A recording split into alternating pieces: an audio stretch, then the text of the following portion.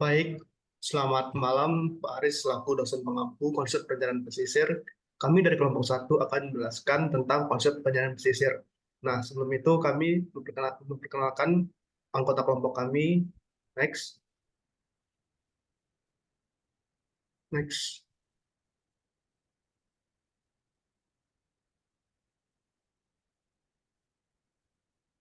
Oke, sebelumnya perkenalkan saya Mufidah Fatih Ahmad dengan NRP 1048. Saya Emma Roselaili dengan NRP akhir 1060. Saya Imelia Iswara dengan NRP akhir 1074.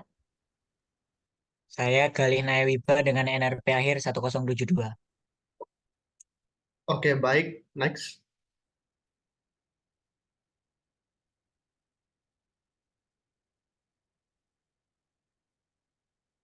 Nah, ini adalah outline dari pembahasan kita. Yang pertama itu adalah definisi pesisir, yang kedua adalah konsep pembatasan pesisir, yang ketiga konsep perencanaan pesisir, empat potensi dan masalah pesisir dan pulau kecil, lima proses dan aspek perencanaan pesisir dan pulau kecil, enam konsep perencanaan pesisir dan pulau kecil, dan yang terakhir itu adalah studi kasus. Oke, kita lanjutkan. Next. Yang pertama itu adalah definisi pesisir.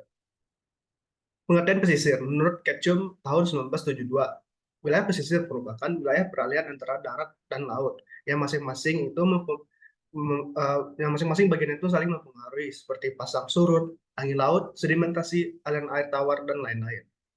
Bisa next. Nah, terus selanjutnya pengertian pesisir menurut UU nomor 27 tahun 2007. Peran pesisir adalah laut yang berbatasan dengan daratan, meliputi perairan sejauh 12 mil laut, diukur dari garis pantai, perairan yang menghubungkan pantai dan pulau-pulau, estuari, teluk, perairan, dangkal, rawa, payau, dan laguna. Next.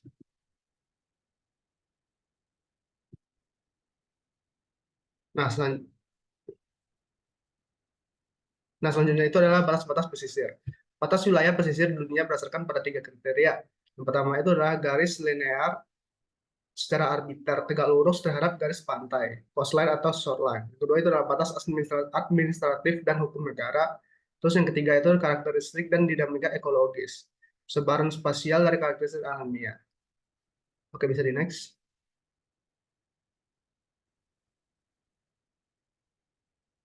Nah, selanjutnya itu adalah penentuan batas pesisir. Yang pertama itu adalah apabila ditinjau dari garis pantai atau coastline. Nah, maka suatu wilayah pesisir tersebut memiliki dua macam batas. Yang pertama itu adalah batas secara garis pantai atau longshore dan batas secara tegak lurus terhadap garis pantai atau crossshore. Yang kita dapat lihat seperti gambar ini. Oke, di next. Terus yang kedua itu adalah penentuan batas kawasan pesisir dalam tingkatan politis. Batas kawasan pesisir didefinisikan melalui empat cara.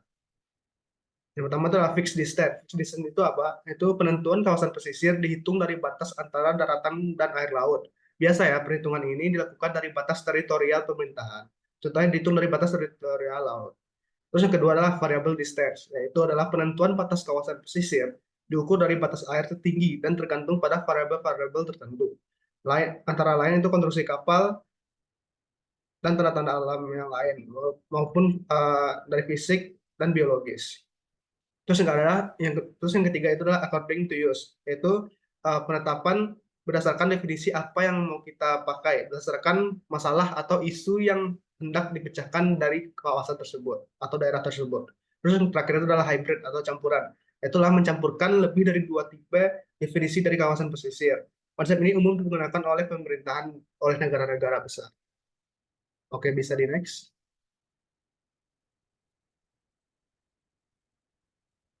Yaitu perbatasan berdasarkan penentuan legal Indonesia. Nah, menurut UU nomor 23 tahun 2015 mengamanatkan kewenangan pengelolaan sumber daya alam di laut sehingga sejauh 12 mil diukur dari garis pantai ke arah laut lepas atau ke arah perairan kepulauan yang menjadi kewenangan daerah provinsi. Nah, batas wilayah pesisir menurut regulasi itu atau bisa disebut dengan ZEE. Terus kalau untuk provinsi itu batas kecamatan pesisir yaitu 12 mil dari laut garis pantai. Oke, bisa di next. Batas pesisir berdasarkan karakter biofisik. Nah, wilayah pesisir adalah daerah pertemuan antara daratan dan lautan, di mana batas ke arah darat mengalami pengaruh sifat laut seperti angin laut, pasang surut, dan pembesar air laut. Sedangkan batas ke arah lautnya mengalami proses alamiah, yang terjadi di daratan seperti sedimentasi dan aliran air tawar. Nah, umumnya metode menentukan batas ke arah darat dari daratan pesisir menggunakan metode biogeofisik, yang meliputi aspek biologi, geologi, dan fisika. Oke, bisa di next.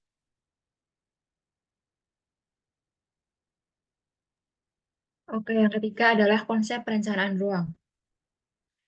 Nah, menurut Undang-Undang Nomor 27 Tahun 2007, Undang-Undang Nomor 1 Tahun 2014, dan Peraturan Menteri Kelautan dan Perikanan Nomor 30 Tahun 2019 adalah tujuan penataan ruang pesisir yang meliputi: yang pertama, melindungi, mengkonservasi, merehabilitasi, memanfaatkan, dan memperkaya sumber daya pesisir, serta sistem ekologisnya secara berkelanjutan. Kemudian menciptakan sinergi antara pemerintah pusat dan daerah terkait pengelolaan pesisir dan pulau-pulau kecil, kemudian memperkuat peran serta masyarakat dalam pengelolaan pesisir dan pulau-pulau kecil demi tercapainya keadilan, keseimbangan, dan keberlanjutan, dan yang terakhir adalah meningkatkan nilai sosial, ekonomi, dan budaya masyarakat melalui peran serta masyarakat dalam pengelolaan sumber daya pesisir dan pulau-pulau kecil. Next. Nah, untuk alokasi ruang pesisir sendiri dibedakan menjadi 4. Yang pertama adalah kawasan konservasi, yang kedua ada kawasan pemanfaatan umum, yang ketiga ada kawasan strategis nasional tertentu, dan yang keempat adalah kawasan alur laut yang akan saya jelaskan pada slide berikutnya. Nah, untuk kawasan konservasi sendiri ini merupakan kawasan yang mempunyai ciri khas tertentu sebagai satu kesatuan ekosistem yang dilindungi, dilestarikan, dan dimanfaatkan secara berkelanjutan, serta dikelola dengan sistem zonasi. Kemudian yang dimaksud dengan kawasan pemanfaatan umum adalah kawasan yang diperuntukkan untuk kegiatan pengelolaan sumber daya alam, seperti kegiatan industri, pembangunan, dan pengelolaan perairan. Kemudian ada kawasan strategis nasional tertentu. Yang dimaksud kawasan nasional strategis tertentu adalah wilayah yang diprioritaskan karena mempunyai pengaruh yang sangat penting dalam lingkup ekonomi, sosial budaya, sumber daya alam, atau teknologi tinggi, serta lingkungan hidup. Contohnya adalah proyek IKN. Dan yang terakhir adalah alur laut. Nah, yang dimaksud alur laut sendiri ini adalah kawasan yang diperuntukkan untuk kegiatan pelayaran, termasuk dalam pelayaran internasional, regional, maupun alur pelayaran lokal. Untuk gambarnya sendiri bisa dilihat pada contoh. Nah, untuk zona pemukiman nelayan, zona pertanian, zona budidaya tambak, zona budidaya laut, zona tangkap tradisional, yang seperti di atas ini merupakan kawasan pemanfaatan umum. Nah, untuk kawasan konservasinya berada di ujung kanan, yaitu kawasan mangrove, dan di bawah ini ada alur pelayaran atau kawasan alur. Next. Nah, untuk keempat sendiri ada potensi dan masalah pesisir dan pulau-pulau kecil. Untuk potensi pesisir dan pulau-pulau kecil, yang pertama ada potensi wilayah, yang kedua ada sumber daya hayati, yang ketiga ada sumber daya mineral dan energi, keempat ada transportasi laut dan jasa maritim, kemudian industri dan jasa lingkungan, dan yang terakhir adalah potensi kultural. Next. Nah, penjelasan selanjutnya adalah untuk potensi wilayah sendiri, Indonesia ini terletak pada posisi strategis. Contohnya saja, Selat Malaka sebagai jalur lalu lintas pelayaran internasional. Yang kedua, kedaulatan wilayah Indonesia ini terdapat perairan pedalaman, perairan Nusantara, dan laut teritorial dihitung 12 mil dan ZEE 200 mil. Kemudian ada sumber daya hayati. Nah, di Indonesia sendiri ini keanekaragaman spesiesnya sangat tinggi. Contohnya 2.000 atau sampai 7.000 spesies ikan di dunia ada di Indonesia. Kemudian ada potensi budidaya ikan dan budidaya payau di air tambak. Dan yang terakhir ada pusat keanekaragaman terumbu karang dunia dengan lebih dari 400 spesies. Yang kedua, sebagai nilai global, yang berarti tempat ikan migrasi untuk bertelur di Kepulauan Indonesia. Dan tentunya sebagai potensi ekonomi. Selanjutnya ada sumber daya mineral dan energi. Nah, yang dimaksud sumber daya mineral di Indonesia ini adalah 70% produksi minyak bumi dan gas bumi Indonesia terdapat di pesisir dan laut. Yang kedua ada energi baru, contohnya ada gas hidrat dan gas bionik sebagai pengganti BBM, dan ada sumber energi non-konvensional di Indonesia yang tentunya sangat melimpah. Contohnya adalah energi pasang surut air laut, energi gelombang, energi tenaga surya, dan energi angin. Next. Nah, selanjutnya ada jasa transportasi laut dan jasa lingkungan. Contohnya ada klaster marin. Nah, yang pertama ini adalah potensi muatan komoditas perdagangan melalui klaster marin yang bisa meningkatkan pendapatan untuk Indonesia. Yang kedua ada menciptakan lapangan kerja dan meningkatkan jumlah multiplier effect. Dan tentunya saja transportasi laut dan jasa lingkungan ini juga menjadi ekonomi pariwisata bahari yang ada di Indonesia. Selanjutnya ada potensi kultural. Bisa dilihat pada gambar ini adalah kapal yang tenggelam. Kapal yang tenggelam ini mempunyai nilai ekonomis atau yang biasa disebut dengan benda muatan kapal tenggelam atau BMKT. Nah, di Indonesia sendiri ini terdapat 463 titik lokasi perkiraan kapal tenggelam sejak abad 14 sampai abad ke-19. Nah, BMKT ini juga terdapat pembentukan panitia melalui Kepres nomor 107 tahun 2000 untuk pemanfaatan BMKT dan mencegah pengangkatan BMKT ilegal. Dan ini merupakan potensi bagi Indonesia untuk sebagai pariwisata. Selanjutnya ada industri dan jasa maritim. Yang pertama ada industri galangan kapal, yang kedua industri mesin dan peralatan kapal, yang ketiga ada industri alat penangkapan ikan, industri kincir air tambak, pompa air, ada teknik lepas pantai dan strukturnya, ada kabel bawah laut, serta fiber optic remote sensing, GPS, GIS, dan lain-lain. Nah, selain dari potensi yang ada yang sangat melimpah di Indonesia, tentunya juga terdapat beberapa masalah yang terjadi di pesisir dan pulau kecil. Contoh masalahnya adalah di bidang ekologi, di bidang hukum, dan di bidang sosioekonomi yang akan saya jelaskan pada slide berikutnya. Nah, yang pertama ada masalah ekologi. Yang paling banyak masalahnya adalah di masalah lingkungan. Contohnya aja masalah pencemaran, masalah degradasi fisik habitat, eksploitasi sumber daya alam yang ada di pesisir, abrasi pantai, serta ancaman kelestarian sumber daya alam yang semakin kesini semakin sedikit. Yang kedua ada privatisasi pulau-pulau kecil. Nah, yang dimaksud dengan privatisasi pulau-pulau kecil ini adalah sebagai contohnya adalah sebagai berikut. Menurut Kementerian Kelautan, hingga pertengahan tahun 2023 ditemukan setidaknya 226 pulau kecil yang diprivatisasi di seluruh Indonesia. Maksudnya adalah transaksi jual beli yang berujung pada pengelolaan dan pemanfaatan pulau tertentu oleh perseorangan atau perusahaan tertentu. Yang kedua ada di bidang hukum. Nah, di bidang hukum sendiri, untuk masalah pesisir dan pulau kecil, ada pengaturan hukum adat. Nah, masalah pengaturan hukum adat ini kurang dalam artian kurang memperhatikan keberadaan masyarakat adat yang mendiami kawasan pesisir. Dan yang terakhir adalah masalah di sosioekonomi.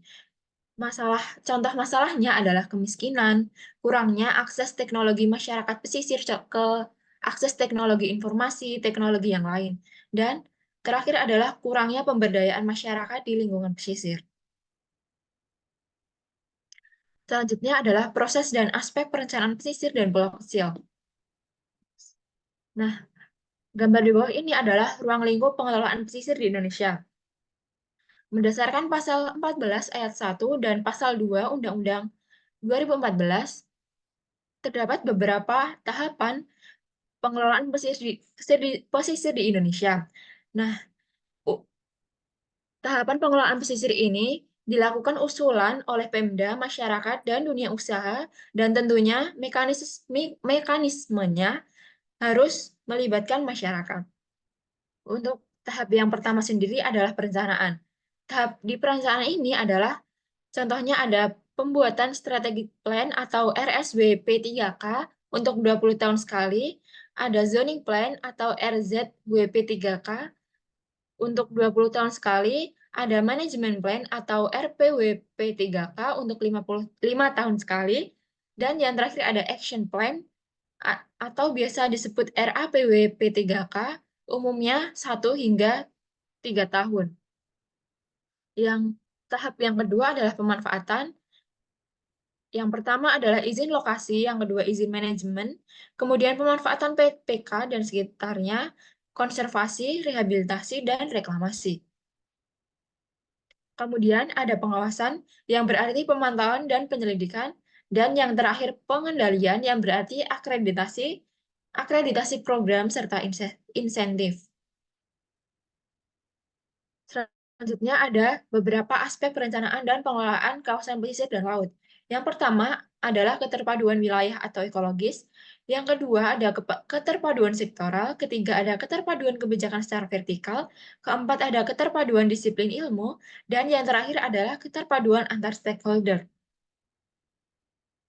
Dan tentunya diperlukan strategi yang perlu diperhatikan. Contohnya adalah pembangunan yang berkelanjutan. Yang kedua ada proses perencanaan pengelolaan. 3 penerapan pengelolaan. Serta yang terakhir adalah elemen struktur pengelola.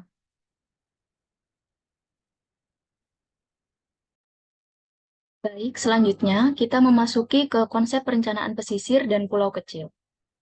Bisa di next.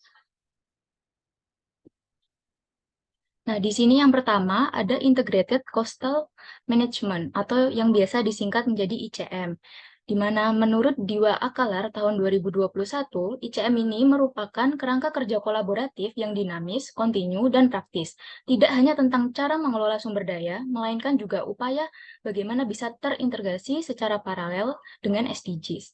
Kemudian dijelaskan juga bahwa ICM merupakan pengelolaan pemanfaatan sumber daya alam dan juga jasa-jasa lingkungan dengan cara melakukan penilaian secara menyeluruh, di mana dengan tujuan untuk mencapai pembangunan yang optimal dan berkelanjutan.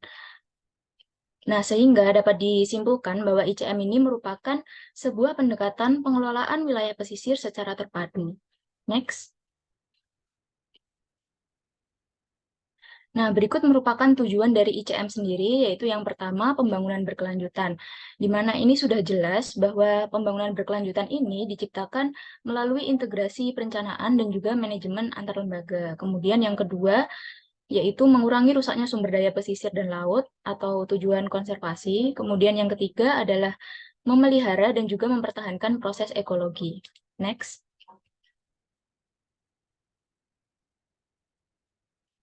Nah, berikut merupakan 4 elemen hierarki dari perencanaan ICM, yaitu yang pertama ada rencana strategis, di mana rencana strategis ini merupakan kebijakan lintas sektor di mana untuk memantau rencana di tingkat nasional.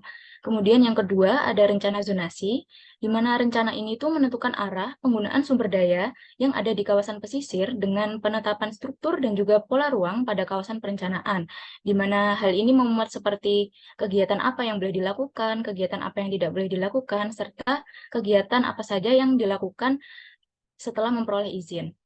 Kemudian yang ketiga ada rencana pengelolaan, di mana ini memuat susunan kerangka kebijakan, prosedur, dan juga tanggung jawab dalam rangka pengordinasian pengambilan keputusan di antara berbagai lembaga pemerintah mengenai kesepakatan penggunaan sumber daya atau kegiatan pembangunan di zona yang ditetapkan. Kemudian yang keempat, yaitu adalah rencana aksi, di mana rencana aksi ini merupakan tindak lanjut dari rencana pengelolaan, di mana dalam rencana ini semua harus terkoordinasi guna mencapai hasil pengelolaan di setiap kawasan perencanaan. Bisa di next.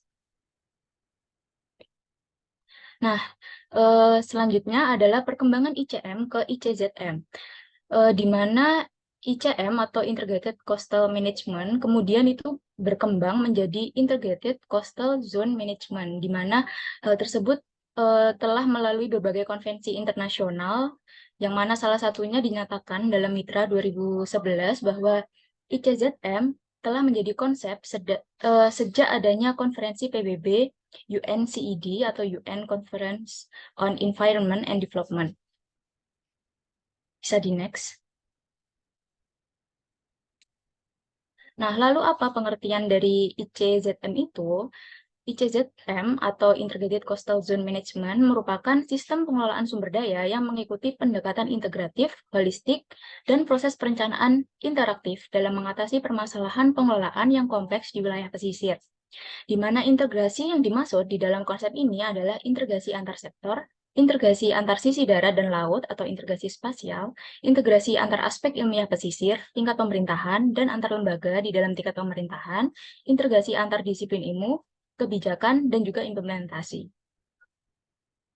Bisa di next.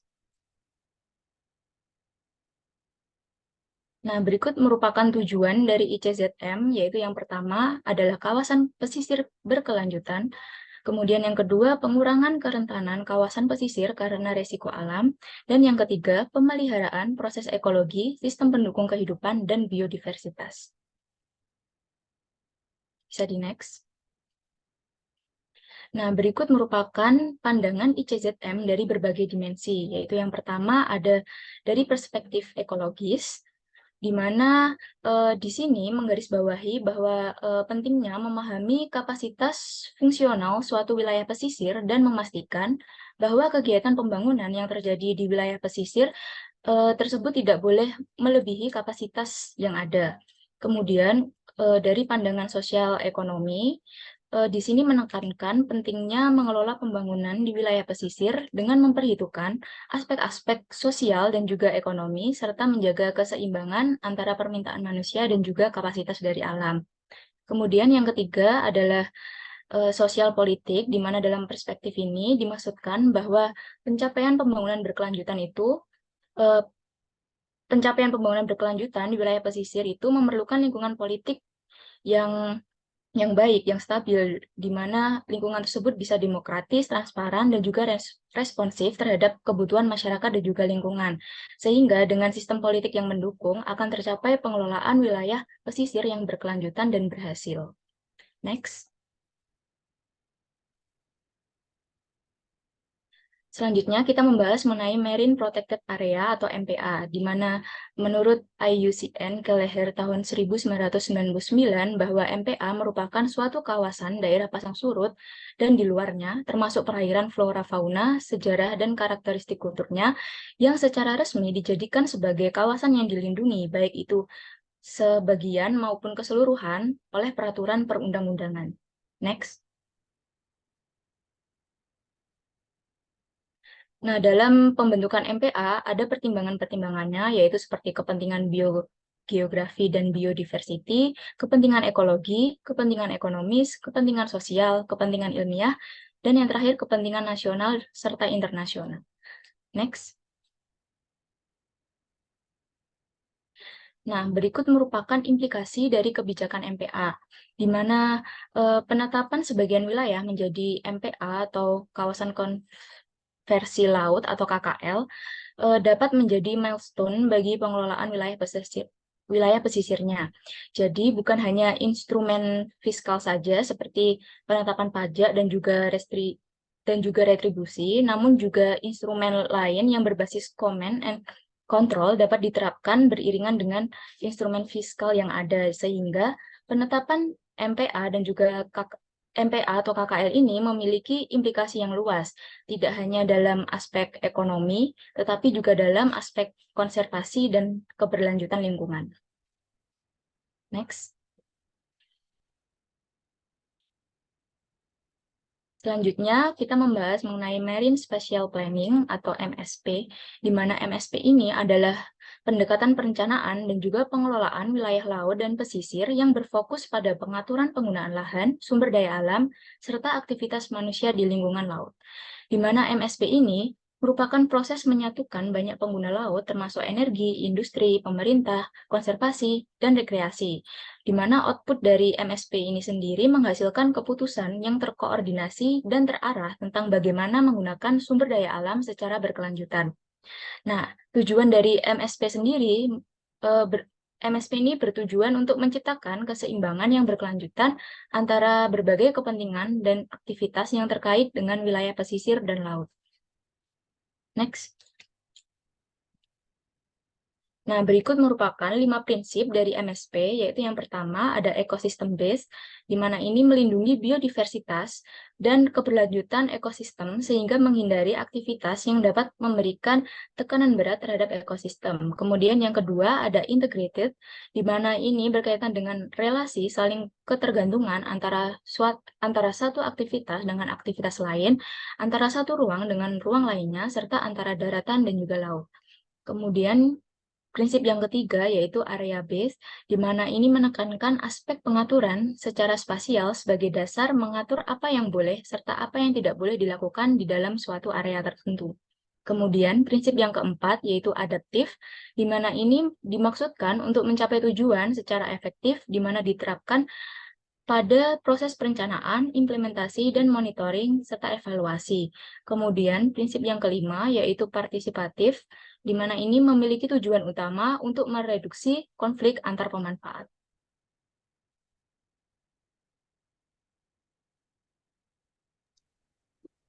Baik, selanjutnya kita akan lanjut ke studi kasus.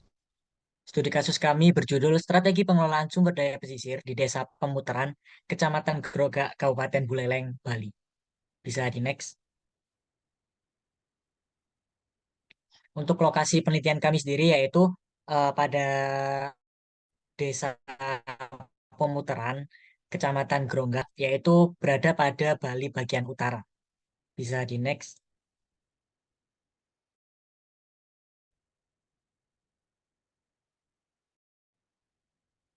Buleleng di Bali Utara memiliki wilayah pesisir yang paling luas dengan pantai terpanjang di Bali. Namun dikarenakan pengelolaan yang masih kurang, menyebabkan data kunjungan wisatawan yang masih rendah. Sehingga diperlukan perubahan agar bisa meningkatkan kunjungan wisatawan pada Kabupaten Buleleng ini.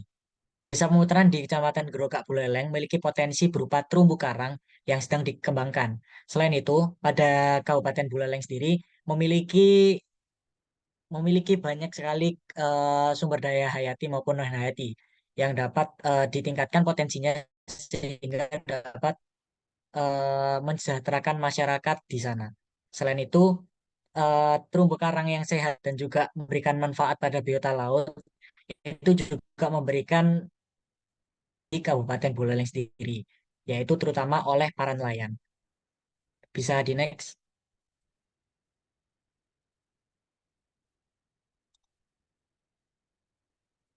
Selanjutnya yaitu potensi Desa Pemutaran Bali. Seperti yang saya jelaskan tadi, di Desa Pemutaran Bali ini terdapat 4 potensi yang dapat dikembangkan. Yang pertama ada sumber daya hayati, yang kedua ada sumber daya non hayati, yang ketiga ada sumber daya buatan, dan yang terakhir ada jasa lingkungan. Bisa di next.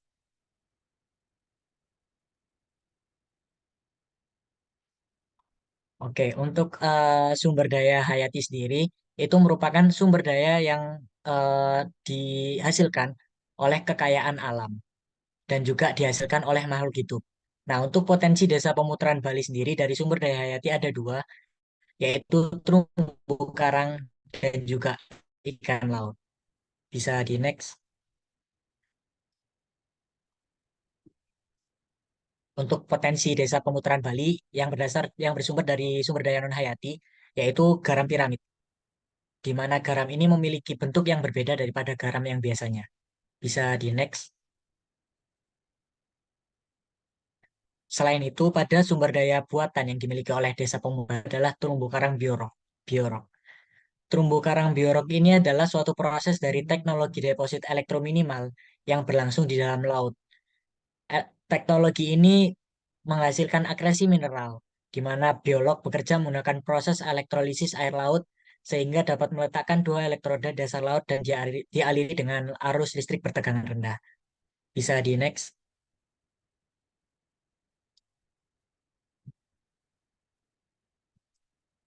Selanjutnya, potensi Desa Pemutaran Bali, jasa lainnya. Yang pertama adalah jasa diving dan juga jasa snorkeling.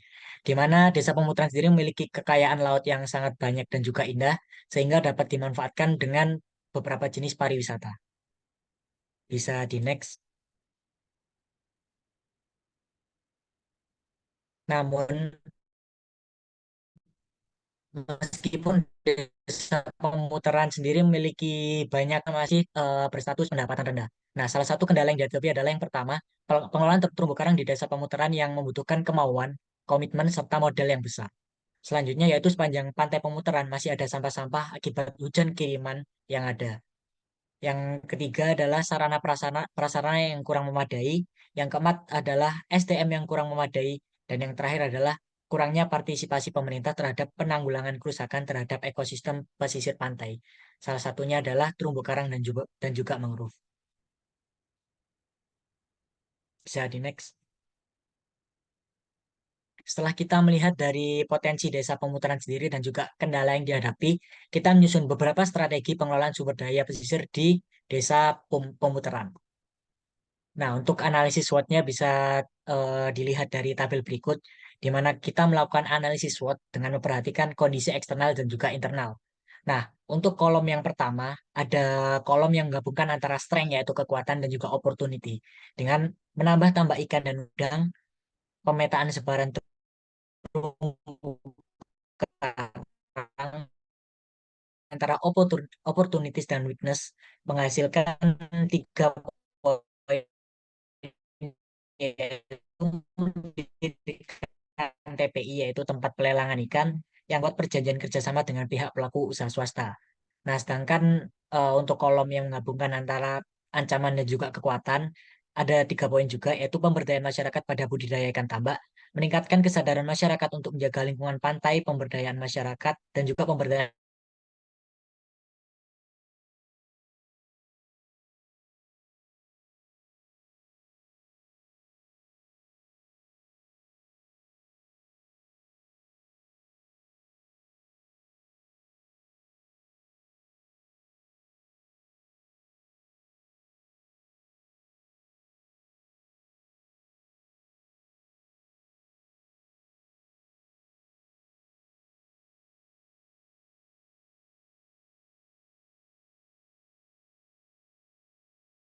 untuk kolom pada ancaman dan juga kekuatan terdapat 3 poin, yaitu pemberdayaan masyarakat pada budidaya ikan tambak, meningkatkan pada kolom yang terakhir pada ancaman dan juga kelemahan. Untuk cara mengatasinya adalah menjalin kerjasama dengan hotel dan restoran untuk menggunakan ikan lokal, menegakkan awik-awik atau hukum dalam menjaga lingkungan, dan yang terakhir adalah menjadikan garam sebagai sumber souvenir. Bisa di next.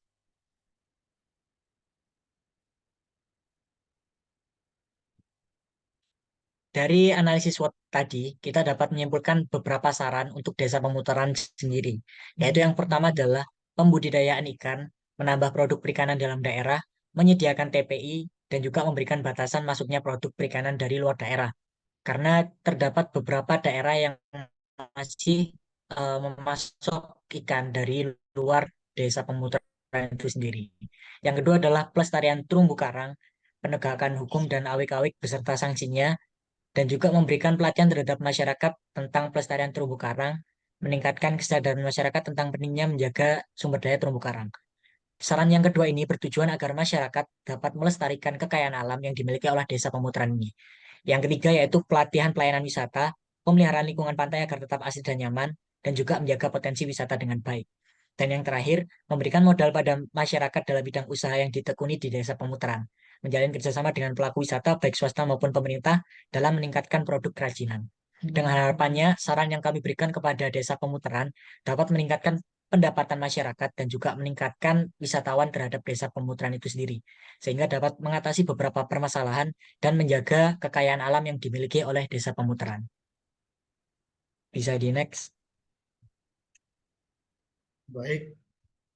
Nah, sekian presentasi dari kelompok kami. Mohon maaf apabila ada kesalahan dan kekurangan. Dari akhiri, Assalamualaikum warahmatullahi wabarakatuh.